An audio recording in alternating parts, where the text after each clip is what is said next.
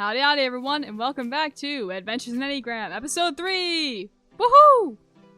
Today I have my wonderful best friend, my guest, Aki. Please introduce yourself, what type you are. Everyone, I know you guys are all excited to see me. So I go by Akiko, and I think that the anagram that accurately represents me is the 4W5 type. So this will probably be a very short podcast. What makes you say that, huh? I mean, the stereotype is that we're all like, very vague. So Okay. I don't think I can give any more posting interesting. king. Yeah, very short, quick answers, I guess. Okay, so first of all, what was kind of your first reaction to finding out your Enneagram type, I guess? Like, because I remember there was something that was kind of interesting about when we found out yours. You were really torn between 5W4 and 4W5. And it wasn't until we actually found out the variant that you were that it all made sense to you. Oh yeah, I remember that now. Mm-hmm. It gave me some comfort, I'd say. Like, oh wow, now I can look at very specific things now when I'm googling anagram types, so I can understand myself better. So it gave me some relief, I guess. I see. But now looking at other videos. Well, actually, no, it's kind of early now because I think about it. Because I didn't remember studying MBTI types before I even came to this podcast, even though it was the wrong typology. But still, yeah, wrong stuff. Alright. Close enough, I suppose. Not really. They're very different systems. INFP, if anyone's wondering. I don't know. I feel like there's some overlap, probably.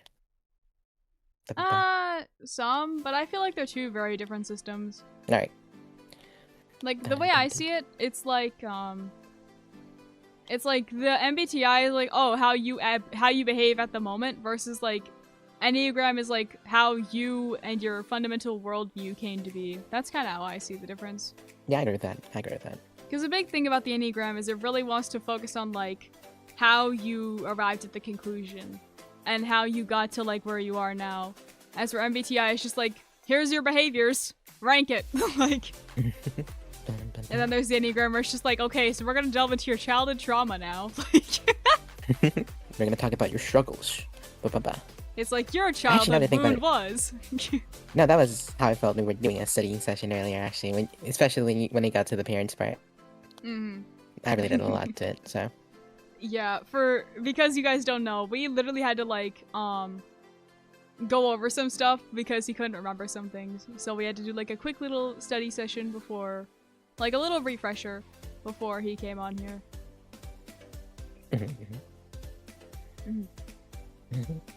But yeah, it's the Enneagram really just tries to like get down into the nitty-gritty of everything, and I respect it, honestly. Now that's 2 types of typology. I'm gonna start studying everything else. I don't know. I'm gonna ask Amber for this, actually. Yeah, she knows a lot more about MBTI. So, more questions I had was, what was kind of your reaction to like the subtypes and variants and whatnot? I'm curious. Because that was like a big part of it. I didn't know they existed at all. Well, and I was kind of skeptical of Enneagram because of it initially. I was like, okay, I mean, this kind of sort of fits, but it doesn't seem like you can go into any more detail. There's like no more like subclasses or anything. Or well, that was before I obviously found out about the subtypes, but yeah, now that I do know about them, I'm kind of I like to see I don't know, if someone else is the same type as me, I like to see the different variant, the kind of variant they are. I was gonna say, especially when you mentioned stuff about how you can actually be blind to other subtypes. Oh well, I guess the opposite. Yeah, it's like your blind spot is what it's called. Because there's the 3 variants, and how it is they stack on top of each other. One's your primary, one's your secondary, and then the last one is your blind spot. How it is your self-preservation primary, and then secondary is sexual, and then your blind spot is social. So you're a What is person sexual? who... Sexual just means like you're kind of a junkie for intensity and like intimate, not intimacy as in like physical intimacy, but just intimacy as like you like deeper connections with people. You're not so much the type of guy who's like, oh yeah, this is like my work friend and I don't know anything else about them. Like, No, okay, I get it now. That sounds yeah, accurate. yeah, yeah. Yeah, they're more so people who want to have like really intense friendships and just intensity in general. Actually, they're like huge intensity junkies. Generally. Interesting. Wait, but what does that? How does that make them different from the social type? I feel like that's kind of almost the same thing.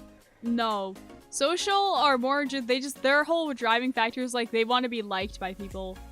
It's not about like craving deep connection so much as it's just like, okay, am I fitting into my social circle where I need to be? Am I providing things for these people? How am I fitting into everything? They're more concerned about like social status and whatnot, as where sexual types are more concerned about like how everyone is making them personally feel. Not a matter of like the actual group harmonics so much as they're just like, how am I individually interacting with this person and this person and this person? As we're social people will more so consider the group harmony. Okay. Alright. Now, okay, now I get it now. Okay. Yeah. Okay, now. Alright. So yeah, that's kind of how that works. I mean, that second one, I feel like the sexual one has gotten in my way a lot of times.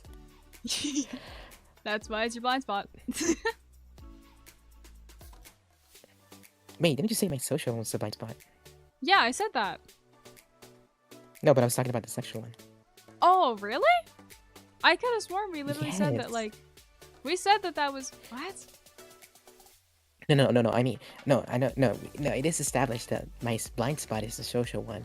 Mm-hmm. But... My sexual... Whatever, like my... What would it be? Secondary like variant, yeah.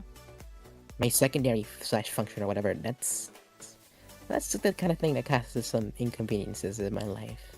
Oh, okay. That's what I meant. I see. Because you're like constantly craving deeper connections, but you aren't quite sure how to get them. Yeah, basically. And also like that whole constant thing of like, am I even liked in the first place? Or well, do the people that I like me in a way that I want them to like me? Mm-hmm. And it kind of drives me a bit insane sometimes. But yeah, I can see how that would. Yeah, but I'm gonna not say that too much about that unless you have other questions that are gonna pry into that further. Like I think you probably have. But, Hold on, I had to pull up my actual notes for this. So I didn't even have to pull them up. Alright, there we go. Wait, you took notes. I wrote down interview questions, but I wasn't even reading from them at the time. Like for the rest of this. No, okay. Okay. Guys, did they do that last time? Please tell me. Yeah, pretty much. I only pulled them out like towards the end. No, okay.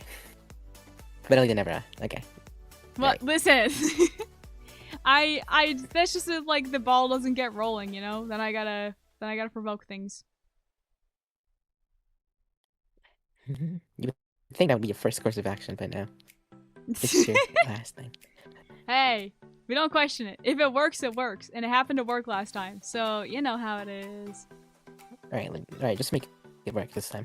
Oh, another thing I thought was interesting regarding the subtypes is like, you know how there's the existence of countertypes and self-preservation 4s are actually the countertype of 4s?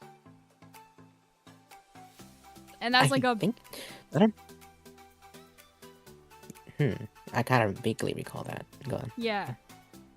That was like a big reason why you didn't fully... Because I remember that's why I brought it up. Was like, that was a big reason why you didn't fully relate to the 4s, from what I remember. Was you're like, yeah, this is like me, but I don't really act like that. Yeah. Mm-hmm. No, I was agreeing. Yeah. And then you found out about self-preservations and you're like, oh, yeah. Give me 1 second. I had to jot this down so I can tell my psychiatrist. Or wait, no, was it your guidance counselor? I remember something along the lines of an interaction like that. Yeah, I think it was. I think it was.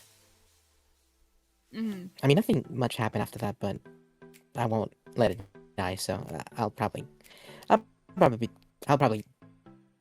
share that information at some point with some sort of a medical professional. So. Mm-hmm. Bye-bye.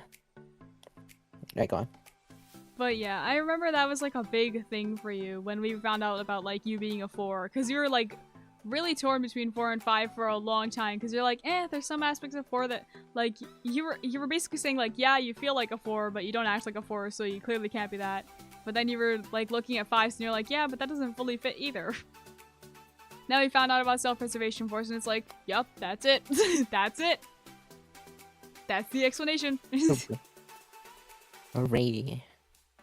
And that's because they're countertypes. So like, even though they still have the same types of feelings, how they act about it is like entirely different than how you would expect a 4 to act about it. Was there anything in specific that like really stuck out to you from your type description, like your main type description about 4s? I feel like the fear part is definitely the one that spoke out to me a lot as well. One of the things that spoke out to me a lot as well. Like, yeah, I might be a little bit introverted, but I still don't want to be left alone. Even if my self-isolation tendencies tend to do exactly that, you know. Like, yeah, if I wish to be social at a specific moment, but I just can't bring myself to do it because I don't have the energy to. Then I end up not doing anything at all. So I just end up regretting stuff later on. I see. So it's like mostly the fear for you is like that part of it. Because like actually they say that the core desire for 4s that like made them become the way that they are is their like desire to be understood. That's like the core desire for 4s. Every type has like a core desire. Like 2s, their whole thing is like they want to be wanted. They want to be needed. I'm trying to think, is my core desire really to be understood? I don't know, is it? I'm not you, I can't answer. No, that's what I'm trying to think. I'm trying to think. That's just like a general I guess thing. it probably would be. But then But then I think what matters to me a little bit more is how then people go on about it. Like, are you gonna show that you love me? Are you gonna understand me and then do things that you'd probably think I'd like? I feel like isn't that generally the objective when you want to get to know someone and like understand them? I don't know, but even nah. I mean, because you can still understand someone and then be like, yeah, I don't like you. Nah. Okay, fair enough. I guess I'd say it's probably accurate. What else? I mean, I already mentioned it earlier about the parents stuff. Yeah. About the parent stuff that we went over before this recording session. It did kind of make me deeply troubled. I don't know. It made me like acknowledge that I've had trouble in the past and still am today, having trouble with today. Being able to connect with my parents. And sometimes I question whether I really do love them in a way that other people would love their parents as well. Like, I don't know. I feel like if I find, I don't know, I don't want to be ungrateful. I don't want to come off as completely selfish, I guess. And that was something that while I was studying for the completely wrong typology, I found out was like a big, I guess, stereotypical trait that INFPs have, I guess. That's funny though. No, you guys don't understand. The out of context message this man sends me when I find out that he's like apparently studying for stuff for like this video. Hold on, can I read it out? Yeah. Okay. He said, I realized I was studying MBTI instead of Enneagram like bro. But regardless, all I've learned is that apparently I'm one of the bottom types. Crying emoji, heartbreak emoji, heartbreak emoji. Hold on, were you thinking about something else when I said bottom types? Like, I was so confused about what. I thought you meant like ranking, but I was so confused. Like, what the heck does that mean? I mean, I was watching a video earlier, some guy Mhm. ranking the types, and he ranked me at the bottom. Not at the very bottom, but like probably around like top 5 bottom. Hmm. With like ESCPs at the very bottom, I think. I can't recall. Oh. All I can remember is that he was talking about some like, yeah, they're the kind who like say that they don't argue, but they still do argue. So he put them at the very bottom and was like, try to argue your way out of that one.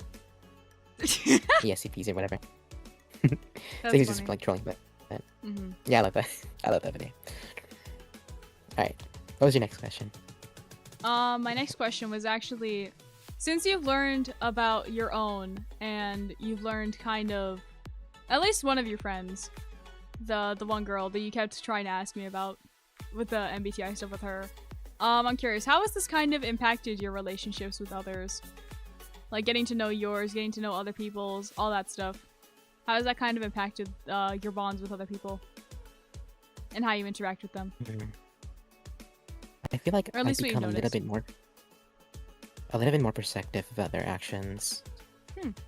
And like it gives me like a sort of blueprint to look at every once in a while. I'm like, cause like I don't know, sometimes when I'm just looking at like the types and stuff, and I see like a little bit of information about that one type that this one specific fan had apparently is. I'm like, oh wait, that actually kind of does check out. Oh wait, I think I literally just saw an actual example like not long ago, like 20 minutes ago. Oh really? Yeah, and this actually happened while we were going over the other types as well during our studying session too. AiE was also related to that one friend too that you brought up too, which I thought was pretty funny.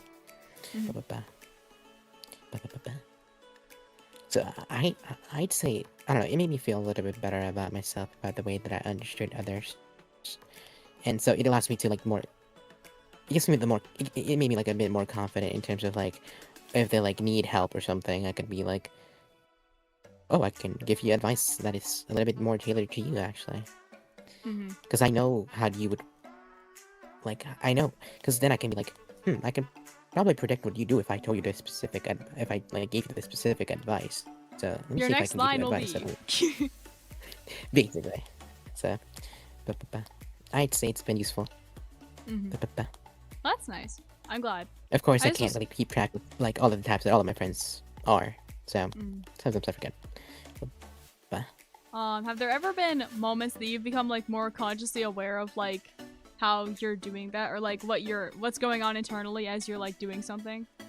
Basically, have you become like a little more self-aware in general life, not just in relationships? I guess you could say that. Specifically when I'm thinking about doing stuff with like a specific angle in mind. I can be like, okay, I know I'm definitely not going to be able to do that, but if I tweak this a little bit, I probably could. Or I know my tendencies, my impulses.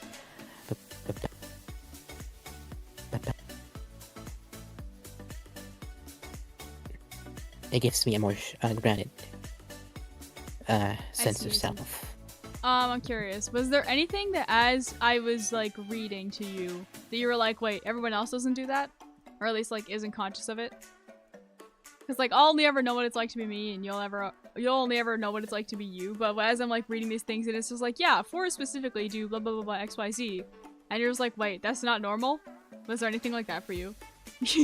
I guess it would have to be about how often other people think.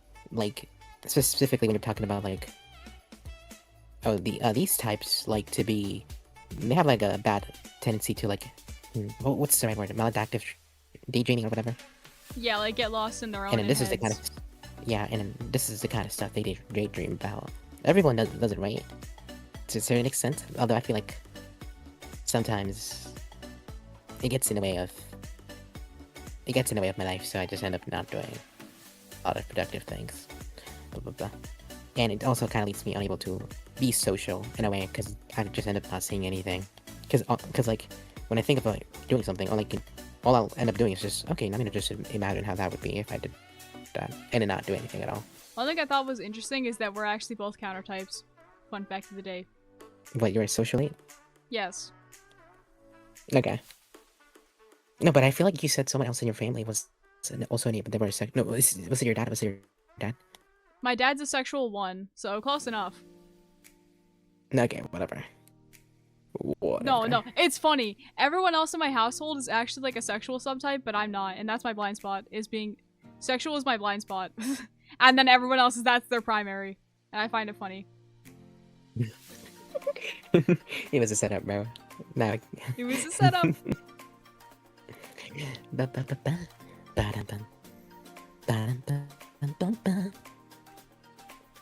Wait, I think you would have to make your type the final episode, and then you could have every other guest interview instead. I don't think that's gonna be happening. Sorry. Everyone is here. One can drink. Wait, why? Why do you want that to happen? No, I just think it would be neat. It would be romantic. It would be poetic. It would be a good callback, basically. But yeah, that's... I don't know. I just thought it was interesting that we were both countertypes. I thought that was neat. So not everyone else is a countertype? No. No. That we know of? Nope. I think we're the only one. Wait, no, Amber might be?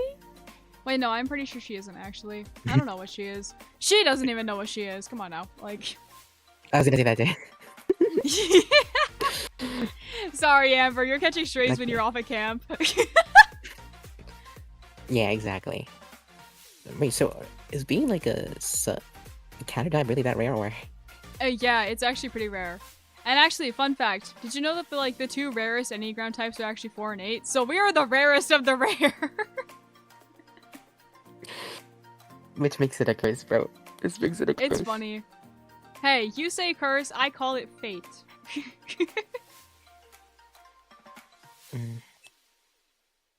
I guess so. Fate And to be brought us together, also Aki. counter. So we're rare, and then we're even more rare. We're like a rare shiny Pokemon. Actually, no, I don't know anything about Pokemon. Rare like legendaries. Shiny legendaries.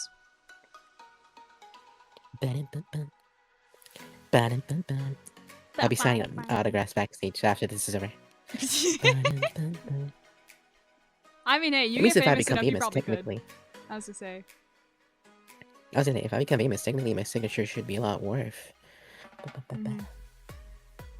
Should be worth a lot more. I mean, yeah, once you get famous for doing your mixing and whatnot, and your covers.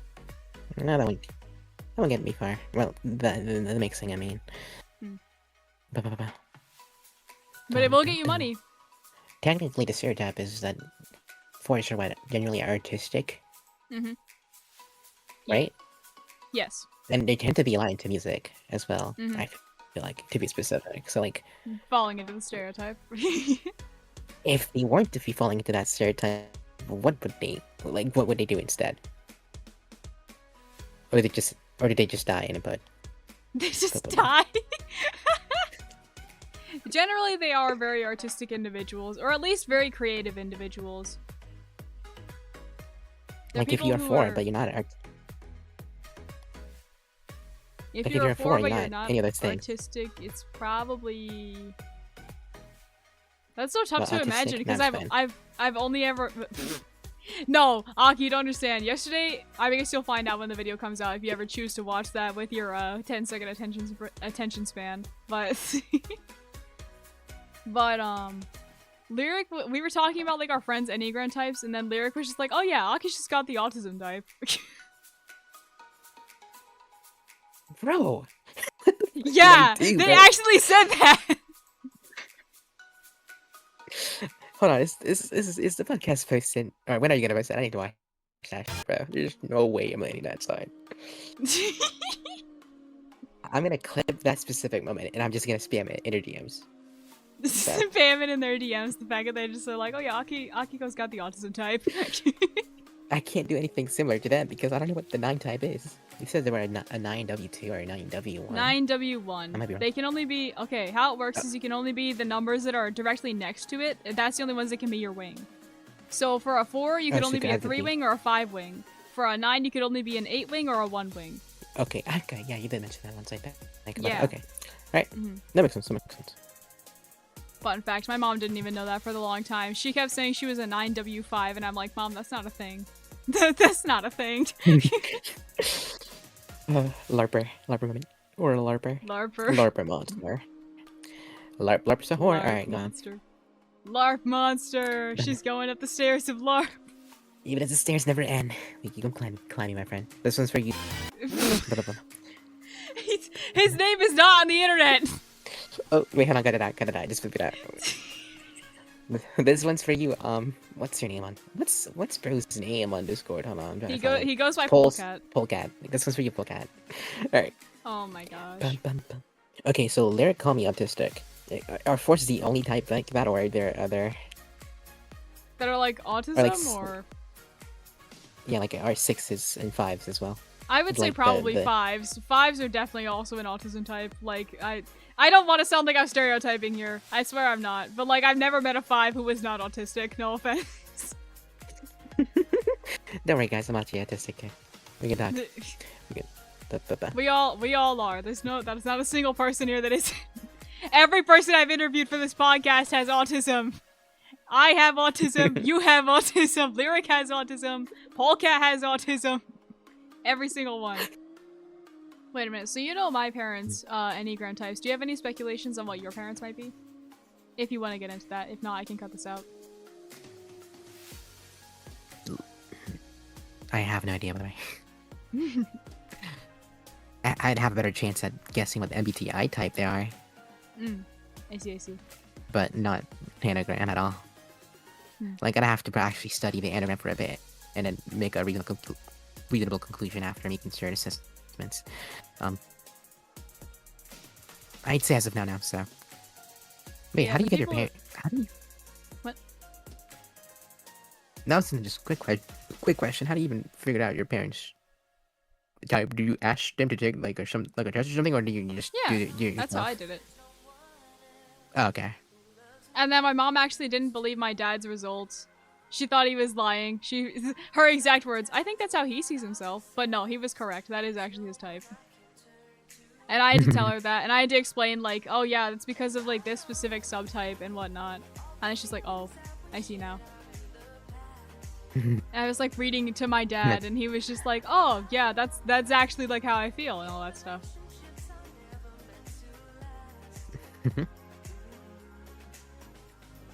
Yeah, my mom thought my dad was an 8. Interesting. But no, he's a 1. I don't know. Even I thought he was an 8, because I feel like you mentioned that he was an 8, or did you mention that someone thought he was an 8? No, I mentioned that my mom thought he was an 8. Yeah, that's what I meant. Yeah. But no, he's actually a 1. Yeah, I don't think I could get my parents. I don't think I could get my parents to take the test or something, so I'd probably have to type it myself. I mean, yeah, that's how I do it with a lot of people, is I just type them based off of my own perceptions. Things I observe. Which cannot always be that reliable, but for some reason it kind of works out for me. I don't know why. I'm just kind of pushing luck at this point. You're just smart, gang. It's not smart so much as it's like perceptive. Yeah, you're just socially smart. I see. I now that I think about it, because I don't know, I keep thinking back of the freaking ranking MBTI types video I watched earlier. Now I'm recalling, what was it? I think it was Amber who was ranking. Was she ranking Enneagram types? Yeah, she was. She was doing this in VC once. And then she ranked me low too. Like, bro, why? Well, that was crazy to me, Loki. Okay. This might be a hot take. This might be... Everyone prepare yourselves. I might sound like a bad person here. But, in my opinion, if you're ranking personality types, that is entirely subjective. And you're basically no different than an astrology girly. I'm sorry, but, like, you sound no different than, like, those girls who are like, if you're a Scorpio, stay away from me. It's the same vibes as those people. Those people who are just like, oh, I just really don't like 4s. Or I just really hate INTPs or whatever. You sound exactly the same as the astrology girls. Don't kid yourself. And I feel like that's totally valid. Like, that's an accurate thing to say. Like, of course it's going to be subjective, because your experiences are different than other people's. Exactly. I don't know. I just don't like... I know a lot of people would be like, what do you mean comparing me to the astrology girls? That's so mean. Blah, blah, blah, blah. Whatever. But again, rankings But that's exactly what it is. Rankings can be subjective, so... Mhm. I mean, more of like... Well, in this case, when people are ranking types, a lot of the times they're just ranking them, obviously, of course, in how they like it. Based off of their own biases and like how Could you they rank them? personally feel about them. So I feel like it's fair to say like, yeah, that is a completely subjective thing. Like, I don't know. It's whatever. Yeah, but I mean, you could. It's not like it's impossible to rank them objectively. I guess. I guess maybe if you were assessing how well they would do on like, I guess, certain jobs or something. Mm. Like, I feel like that's fair. That's fair. That's a fair rank. I feel like I actually remember reading something in my book when working together doesn't work, which is like I said, it's a book I own. It's like a work guide to Enneagram. It actually, I thought this was really interesting when I read this. It was saying that 4s would like be more inclined to do like therapist type positions, and I was like, oh my gosh, that's so crazy. I have a friend who's a 4 who wants to be a psychologist. Like, yeah, guys, I wonder who that is. I wonder who that is. I wonder. Wait, hold on. This is the 3rd episode. Who did you first interview? Polecat, you know this. Oh my god, hold on. Oh wait, okay, I remember now. I forgot. It went Polecat and then Lyric, and now it's you. It's because I thought it was a different podcast, but no, I literally remember watching the video. Yeah, I was like, what the heck is he on about? And I commented on it too. Mm-hmm. Okay, got that out, gang. Got that out. You said I'm a counter type to 4s, and I obviously do things differently. I think you mentioned about, I think one big aspect you mentioned was about how they deal with internal conflict. And how they force typically choose to do nothing, whereas I guess my counter does the opposite, and where it's like, okay, I'm gonna do this, or something. Hold on, I'm trying to think more specifically. I don't think I've mentioned this. One thing I do know is like 4s generally are like the types that are at least inclined to do something if they're sad, but that's because they are perfectly content being sad. Like they find weird comfort in it. Yeah. Yeah, that's what I think you mean. That's what I think I meant. Or, well, what I remember. But there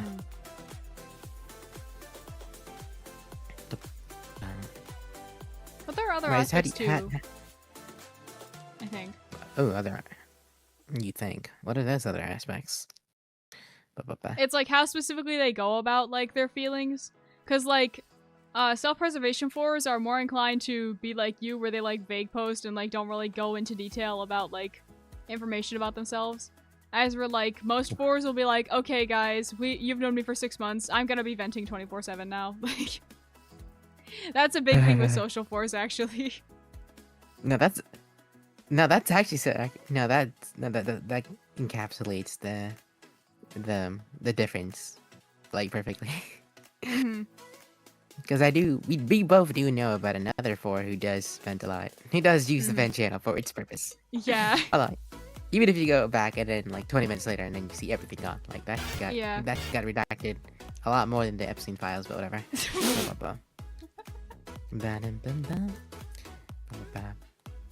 I don't know, man. I can't help it. Sometimes I want the attention of like people being like, oh, what do you mean by this? Like, and I just don't worry about it. I was having a moment. Or I could go the other way and then we'd be like, oh, you know what? I trust you enough. I'll let you in. I'll let you in. The secret third option. I don't know. It's like it gives me a way to connect. It gets like, I don't know. I feel like it's me giving people an opportunity to connect with me. So yeah. But literally, wasn't that actually mentioned in like our study session where it's just like 4s want to be chased to an extent? How they play hard to get, but it's because they want to be chased.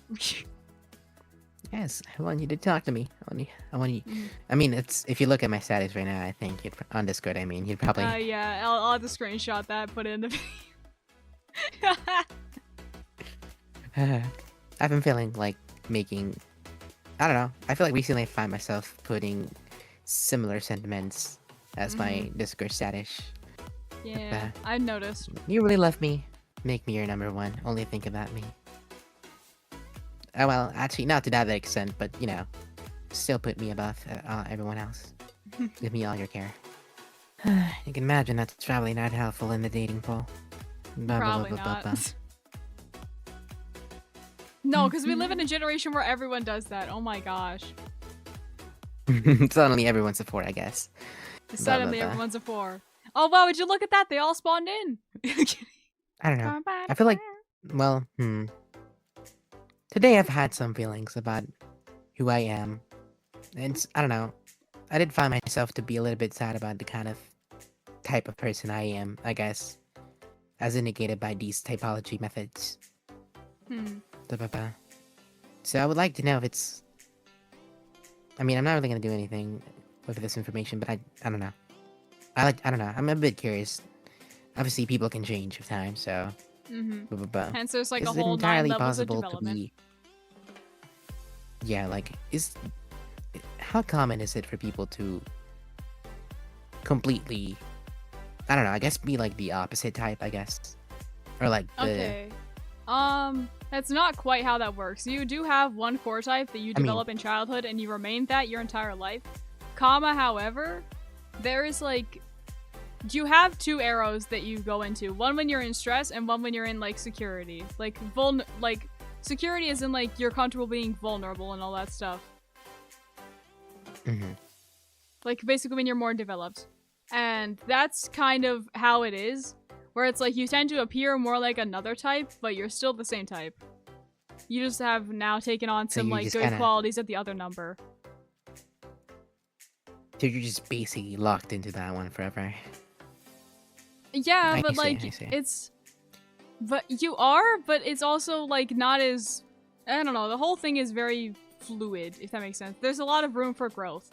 Like there's 9 levels of development within the 9 types. And there's like... There's a stress arrow, there's the security arrow, there's like... There's all this other stuff, so... It's... I don't know, it's difficult to say like, oh, so you're just like boxed into one thing forever. Because like, no, you do very much have a lot of self-improvement you can do. Well, that's what I meant by boxed in. I mean, you can develop, but you'll still be technically at your core that type. If that makes sense. Yeah, so you are still technically a 4. Switch. So you can't switch. No. That's I mean, I guess you can... I don't know, maybe if you're broken enough, or have a low sense of self, you'd probably... I don't know, maybe it's possible to feign being a different type, but... Obviously, that would definitely be a lot of draining, because that's not how you naturally are. Yeah. It would be very draining. But yeah, I'm glad we got to have this kind of interview. Did you have fun? I really appreciated it, to be honest. I don't know. It gave me chances to, to share things about myself that I typically don't get to tell other people. So. Yeah. Well, there's definitely gonna be a lot of other people now. Well, since they're gonna watch this interview, but. Maybe. I don't know how many views this will garner. Hit me up in my DMs, guys. I'll leave a comment. Please, I'd love to be friends. Probably. Parasocial final boss. Dun dun dun dun dun dun bum bum bum. I mean, hey, yeah, I'm glad you got that. I'll go check the... Yeah. Well, I hoped you got something out of it, to be honest. I mean, did. Well, technically you have in terms of content, but more of like personal, if that makes sense. Yeah, I did. More intrinsic instead of... Alright. I can't wait to see the other episode, actually. Yeah, you're excited to see Lyric's episode? Yep. Alrighty. See y'all! And thank you for watching. Bye-bye.